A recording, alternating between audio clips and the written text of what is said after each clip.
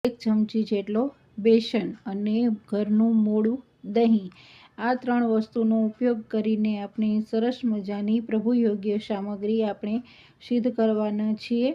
અહીં આપણે ઘરનું મોળું દહીં લીધું છે અને મેંદો અને બેસન છે એની સાથે જોઈતા પ્રમાણમાં આપણે દહીં ઉમેરીશું અને આપણે એને મિક્સ કરી લઈશું. હવે જોઈએ કે આપણે મેંદો અને બેસન સાથે દહીં નાખ્યું છે અને એ ઉમેરી દઈશું અને બરાબર આપણે એને મિક્સ કરી લઈશું. આ સ્ટેજ ઉપર આટલું થીક આપણે મિશ્રણ તૈયાર કરીને રાખ્યું છે અને હવે આપણે એમાં જેટલા પ્રમાણમાં જોઈશે એટલા પ્રમાણમાં આથો આવ્યા બાદ આપણે જલનો ઉમેરો કરીશું. જોઈ શકો છો કે અહીં મેં એક વિસ્ક લીધું છે અને વિસ્કથી આપણે આ જે મિશ્રણ સવારે તૈયાર થઈ ગયું છે